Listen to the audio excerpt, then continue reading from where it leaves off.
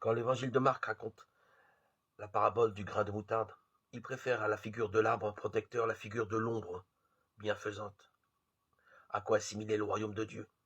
Comme une graine de moutarde, quand elle est semée sur la terre, elle est la plus petite de toutes les semences sur la terre, et quand elle est semée, elle monte et devient plus grande que toutes les plantes, et fait de grandes branches, si bien que sous son ombre, les oiseaux du ciel peuvent faire leur nid.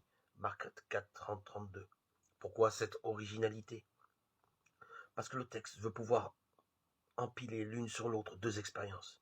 L'expérience que l'on fait en présence du roi Messie, l'expérience qui fait vivre le processus de germination. En faisant ce choix, le texte de Marc reprend de toute évidence une autre tradition de la théologie royale. Celle-ci est toute particulièrement attestée dans le livre des Lamentations, lorsque le peuple d'Israël fait mémoire du roi Messie qui lui a été enlevé.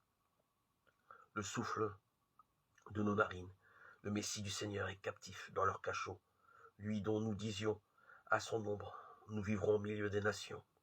Lamentation 80. Ici, le texte biblique ne se préoccupe pas d'annoncer l'irruption du royaume de Dieu.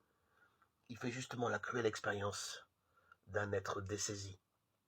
Il préfère raconter le retentissement bienfaisant d'une expérience que l'on fait en compagnie du roi Messie. Dans le royaume de Dieu, on fait une expérience rafraîchissante, analogue à celle que l'on goûte à l'ombre d'une grande plante.